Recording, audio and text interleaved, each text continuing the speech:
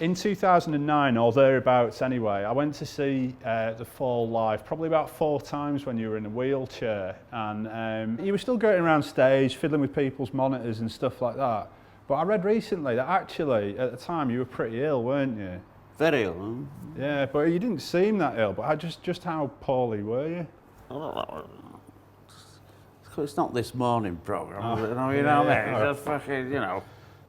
My liver's replenished, my liver's stronger than ever. The fucking doctors were really fucking disappointed about that. Oh, right, because they... They're broken hearted. One thing about being in a wheelchair, you know, you get all this service, you know. You get fucking used to it, you know what I mean? Yeah. No, when I was in a wheelchair, you know, these two used to fucking lift me up the fucking stairs. And you go in a gig and, you know, you play someplace in Liverpool, you fucking chuck all the audience out and fucking, you know, it's big bouncers lifting you up on a chair, you know what I mean? Not, you get on an aeroplane first. Yeah. You know what I mean? None of the fucking security checks, you know what I mean? I had a German wheelchair, which is like the Panzer of wheelchairs. It didn't have any... An NHS one is like that, you know, with wheels, you know. Didn't have any... I had a fucking German one. 2 spokes, it's like a bicycle and fucking... Yeah. So you've got a new EP coming out called Remainder. Yeah. I think it's the best thing The Fall have done in a few years. Have you heard it? Oh, thank you. No, I really like it. And like the main track, it seems to me more stuff about bands reforming and how you're not into that. You must get offered a lot of money to do, you know, Hex in full and stuff like that. Yeah. That's been going on for a few years, because I remember when I was... last time I was broke, touch wood, but about 2001, you know, you get... the amount of money is, you know, do your first LP and all that. You've been doing a lot of music recently. You've been referring to it as anti-music. I was just saying, are you trying to kind of, you know, drive it more back into a noisier direction? Yeah, definitely. I mean, like this EP, I don't think the group even like it, to be honest. If you talk to them properly, I don't think they like it. I think anybody likes it. I think the blokes who works on it like it. You told me once that as soon as you stop with one album, you're writing stuff for the next. On reflection, I do work a bit quick, you know. I never expect people to keep up with it. You know. I remember I was actually quite good. There was that one year in the last 10 years where you didn't bring an album out and everyone was like, well, fucking hell, that's really bad. I was annoyed on Domino, yeah. Yeah. And everyone was like, and they're like, hell, what are they called? Pumpkins? What the fuck are you called? Monkeys. The monkeys? Oh, the Arctic monkeys, right, yeah. No, they're like, they only bring one LP out every 18 months. So, fuck, that's good for everybody, isn't it? Now, another thing that you've been doing recently, which is kind of like really blowing me away, you've been part of that extreme progressive metal group, Mutation, which I'm still getting to grips with that album. But the track that you're on is excellent. How did that setup come about? What are you talking about? You know the Mutation project? It's like the prog metal thing. Oh. Yes, you do. Come on. With the guys. Dave. The Love Hearts. Is that Dave? You know what he's talking about? Yeah. You hear me? Yeah. He knows about it. Yeah. What was it called? The Wild Art. The Swans. There was a member of Napalm Death. Yeah, well, this is how we got into it. All right. So he's brought it out, has he? Yeah. It's a good. He's a psychopath, isn't he? What's he called, that fella? Ginger. Yeah. Is it out? Yeah, it's a good album. Yeah. Where can you get it? Have you fucking not sent me? To be honest, I might just have it just a press copy. Do you know what I mean? Maybe there's some good stuff on that. What I love about the film is you've got a room with all these giant heavy metal guys covered in tattoos. There's a little film on YouTube. You're joking me? No, not at all. There's a little film on YouTube and there's a room and it's full of these giant heavy metal guys covered in tattoos and you're in the room and they're all shitting themselves No, they are, yeah, the men in black, yeah. And there's a guy called Kevin, I think the producer, who's obviously having a nervous breakdown. You can see when you walked in, I mean, Dave, what was this? You can see that they just wanted to hate me the minute, you know, they think it's fucking some puff, don't they, you know, when walking in. So it was a Sunday where you had to start off, you know, laying the law down, you know. Yeah. Oh, sorry, Kevin. In my headphones, it sounds like fucking the Smurfs. It does again. On the tape. He's got More guitars on the fucking straight. Stop peddling about them. On the straight, fucking guitars. They took it quite well, actually. I mean, the fucking drummers were great. I mean, it's a shame, really, I think. But it worked though, didn't it? You fucking did, yeah.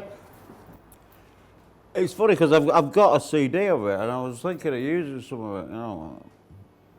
But I thought no, because they were all on Ginger's pledge. It's like a Jehovah's Witness. He just got everybody separately and tells them about this pledge.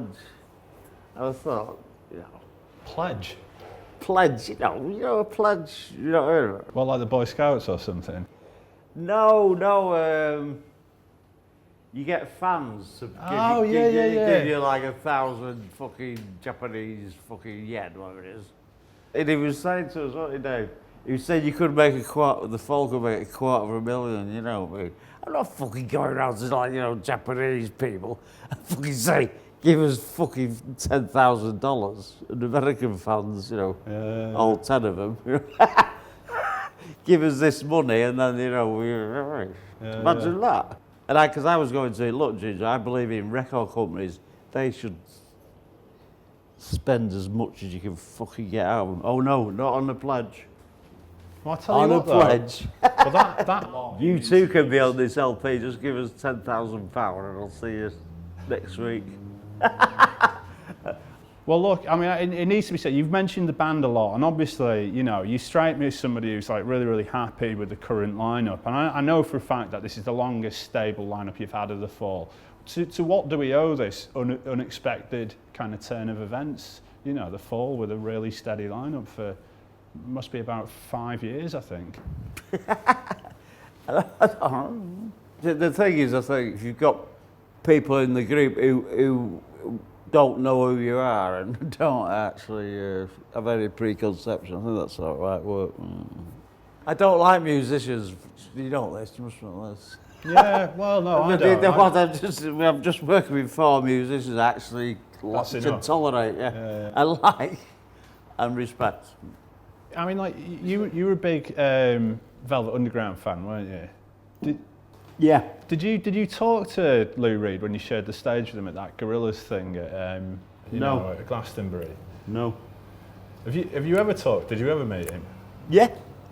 Did you get on? Or? I didn't sound. Weird. Did you know Nico when she lived in Salford? Yeah. What was she like then? She was living at Clark's flat.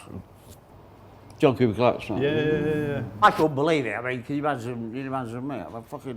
I was still occasionally seeing John. You know what I mean? Sorry, about 10-minute walk. It was just really surreal, you know, Nico living. Yeah.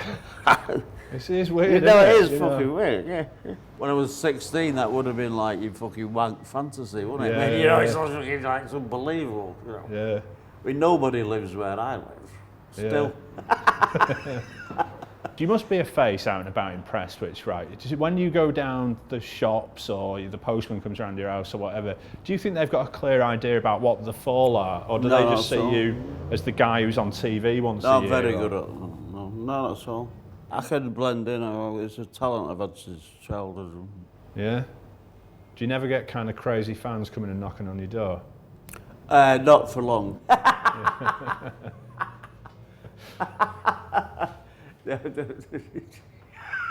I've never had problems in that department. Is it like woe betide? Oh yeah, I do. Yeah, once. Well, I know I've had girls, you know. Yeah, you see these sat on haunted-looking people. It doesn't last long. Yeah. I've never had any problem. I can clear a bar in a minute, mate. You know? I'm going to get you to sign some stuff. Well, is this part of the show? So, Yeah, but I thought... so don't you think that the cameras should be higher? Because we're both tall people. You can see it's the wide angle lenses. So it's a bit low, isn't it? We've got to... That's just pictures of our knees, isn't it? I demand to have a look at it. There you go.